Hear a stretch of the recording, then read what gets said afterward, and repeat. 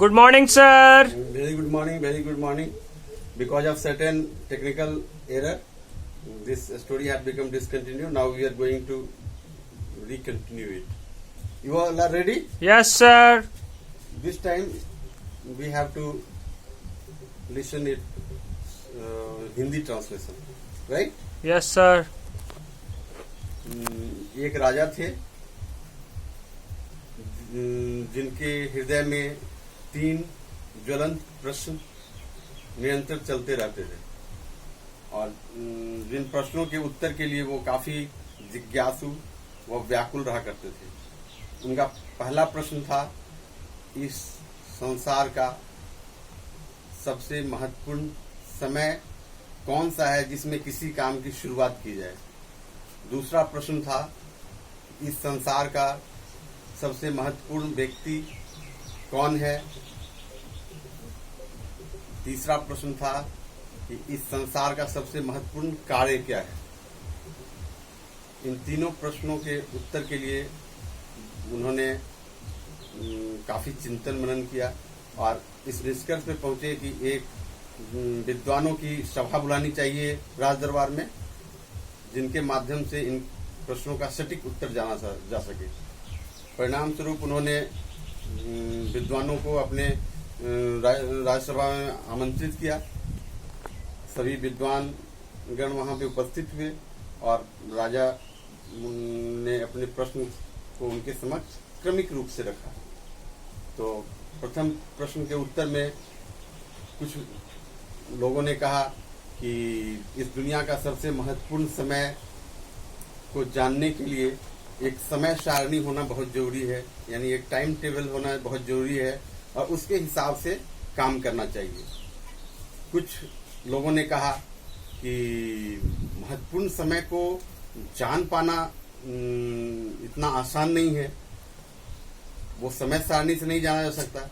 इसलिए राजा को एक परिषद, विधिक परिषद की गठन करनी चाहिए, जो परिषद राजा को सूचित करें कि अभी इस काम के लिए सटीक समय है, इस समय में इस काम की शुरुआत की जाए। और कुछ लोगों ने कहा कि ये जो सटीक समय की बात करते हैं, जिस पर राजा को किसी परिषद पे आश्रित होने की बात है, उसके बारे में यह दृष्टिकोण भी रखना आवश्यक है कि जीवन में कुछ परिस्थितियां ऐसी आती हैं जिसमें हठात यानी अचानक निर्णय लेना पड़ता है, अर्जेंट सिचुएशन होता है। तो उसमें वो परिषद की निर्णय पर कैसे सही और यथार्थता की गणना करेंगे, ये सही नहीं है। इसलिए राजा को एक ऐसे व्यक्तित्व की चयन करनी चाहिए जिनके पास प्रिडिक्टिंग पावर हो। इसलिए एक जादूगर को लाना चाहिए अपने सभा परिषद में, अपने मंत्रिमंडल में, और उन्हें स्थान देना चाहिए ताकि वो बता सकें कि आने वाला कौन सा समय ज्यादा उत्कृष्ट है, श्रेष्ठ है और उसमें किया गया काम श्रेष्ठ होगा, सफल होगा। इस प्रकार से राजा सबों के उत्तर को सुन लेते हैं, लेकिन वो संतुष्ट नहीं होते हैं। फिर द्वितीय प्रश्न को वो रखते हैं।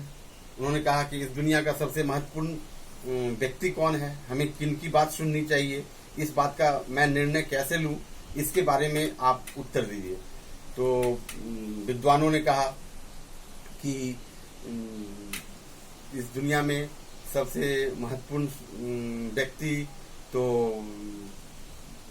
वैज्ञानिक हैं, किसी ने कहा दार्शनिक लोग हैं, किसी ने कहा पंडितगण हैं।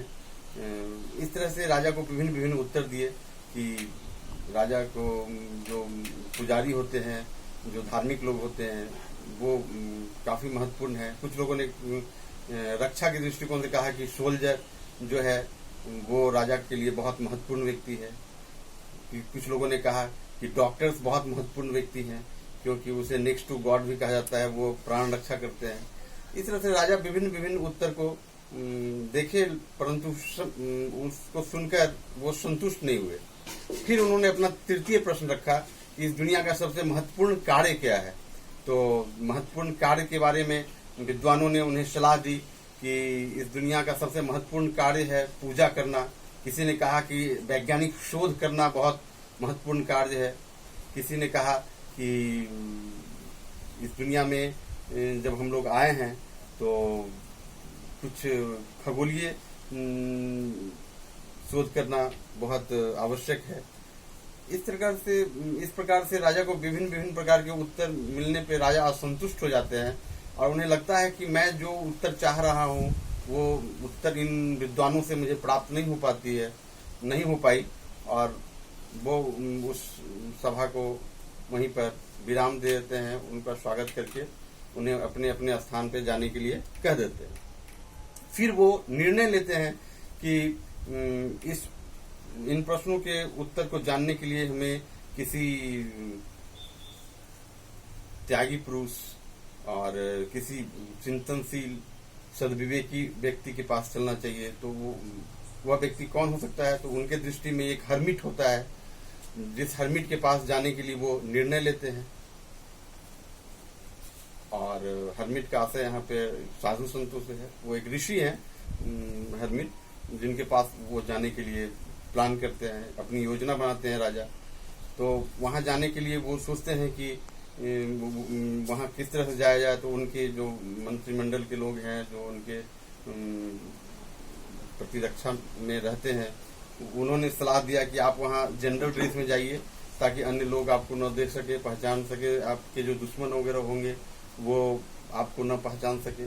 तो राजा जनरल ड्रेस पहन करके और जाते हैं अपने घोड़े के साथ, एक सिक्योरिटी गार्ड को ले लेते हैं और वहां पर जाते हैं। तो राजा देखते हैं कि जब और जहां पर कुटिया था उस हर्मिट का, उसके गेट पर राजा उतर जाते हैं और अपने सिक्योरिटी गार्ड को गेट पर ही रख देते हैं। इस प्रकार से राजा इन करते हैं कुटिया की तरफ। और इसी दौरान क्या होता है कि राजा का जो एक दुश्मन होता है वो छिप कर देख रहा होता है कि राजा यदि अकेले मिलेंगे तो हम उन्हें मार डालेंगे, ताकि उनके राजपाट का हम ग्रहण कर सके। राजपाट जो भी है राजा का, जो संपत्ति है, उसको हम हथिया सके।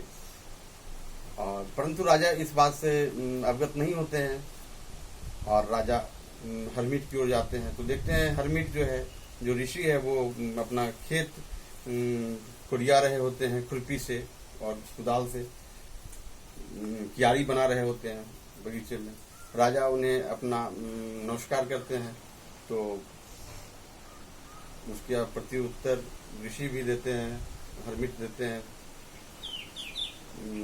अभिवादन नजरों से।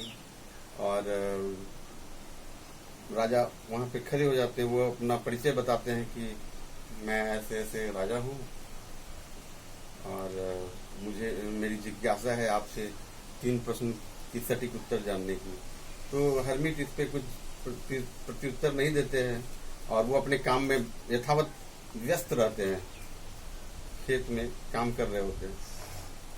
थोड़ी देर राजा इंतजार करते हैं और फिर कुछ देर बाद वो रिमाइंड करते हैं, उन्हें दोहराते हैं अपने प्रश्न को कि नमस्कार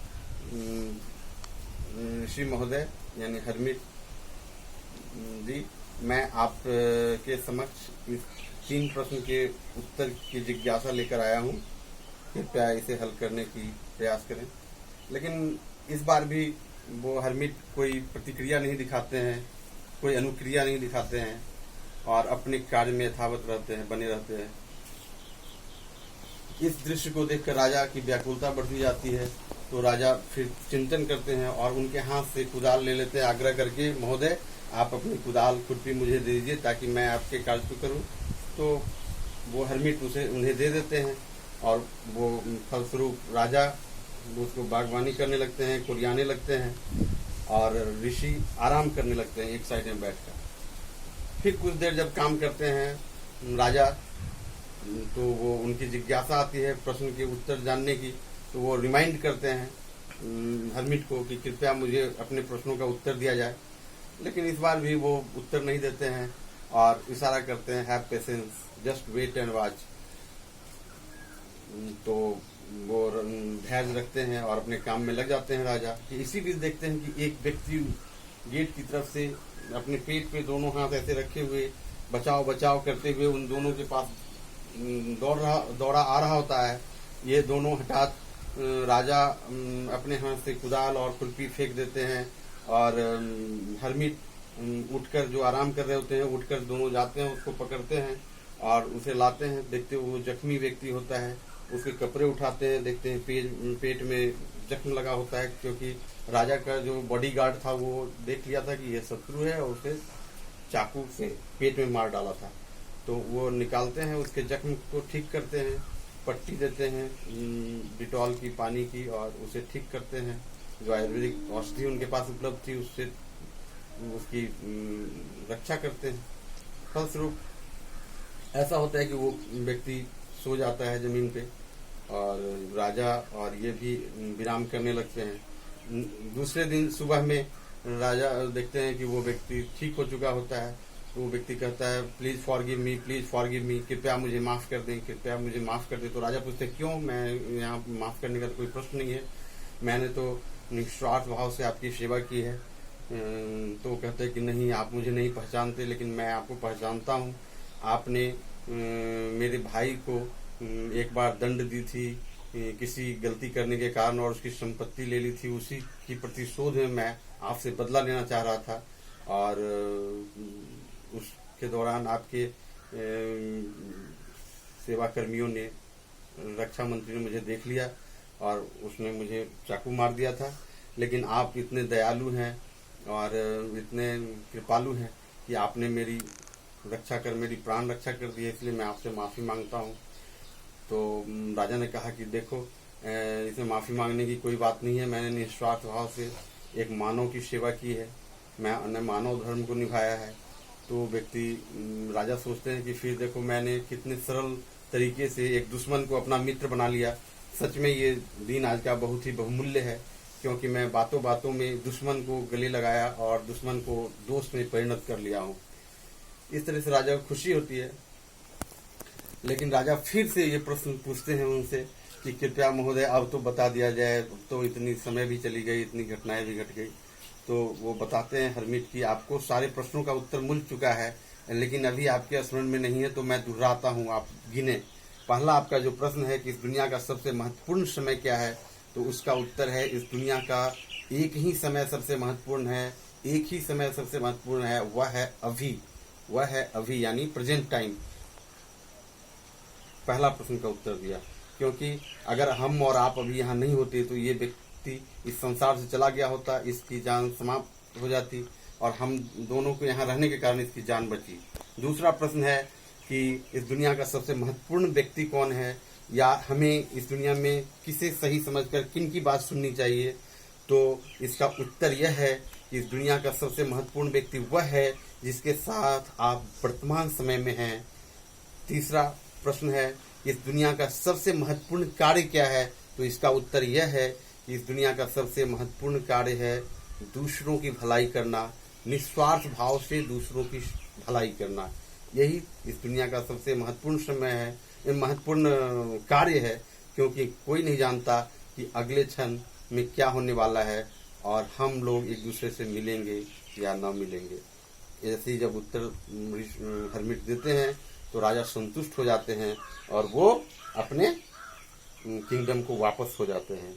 तो उन्हें लगता है कि आज मैंने वास्तव में अपने तीनों प्रश्नों का सही उत्तर जाना है, और इस प्रकार से इस कहानी को हिंदी में विराम दिया जाता है। और अंग्रेजी में इसको सीखने के लिए प्रश्नोत्तरी विधि में अब हम लोग आएंगे। आइए इसके प्रश्न उत्तर को जानते हैं।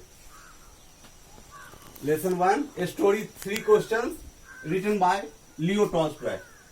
Comprehension check. First question is, why did the king want to know answers to 3 questions? राजा अपने 3 प्रश्नों का उत्तर क्यों जानना चाहते हैं? Answer, because the king thought he would never fail if he knew the perfect answer of these 3 questions. क्योंकि राजा जानते थे कि यदि मैं अपने इन 3 प्रश्नों का सटीक उत्तर जानता हूं तो मैं अपने जीवन के किसी भी क्षेत्र में असफल नहीं हो सकता। इसीलिए राजा इन 3 प्रश्नों का उत्तर जानना चाहते थे।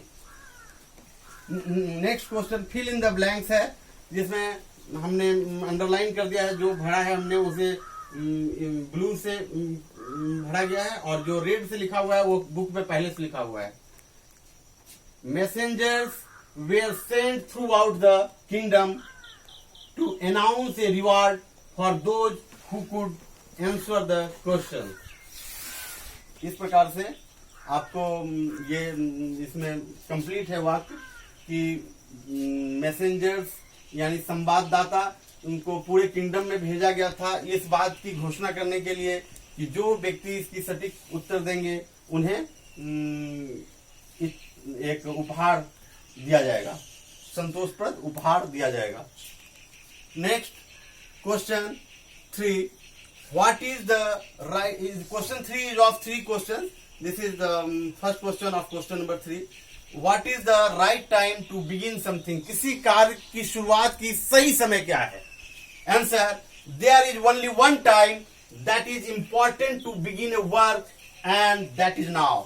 इस संसार में किसी कार्य को शुरू करने की एक ही समय सही है, एक ही समय सही है और वह है अब, यानी वर्तमान समय जिसमें अभी आप हो। Second question, which people should he listen to, यानी राजा को किन लोगों की बात सुननी चाहिए या राजा के लिए कौन लोग बहुत ही महत्वपूर्ण है? Answer, he should listen to a person with whom is associated at present moment, for no one knows what will happen in the future and whether we will anyone else. राजा के लिए सबसे महत्वपूर्ण व्यक्ति वो हैं जिनके साथ राजा वर्तमान समय में जुड़े हुए हैं, वर्तमान समय में जी रहे हैं, वर्तमान समय में जीवन यापन कर रहे हैं। और ऐसा इसलिए क्योंकि किसी को ये पता नहीं है कि अगले क्षण क्या होने वाला है, अगले क्षण हम रहेंगे इस संसार में या नहीं रहेंगे। तीसरा क्वेश्चन है, third question is what is the most important thing to do, इस संसार में सबसे महत्वपूर्ण कार्य करने के लिए क्या है? Answer, the most important business is to do good for others unconditionally because we have been sent in this world for that purpose alone.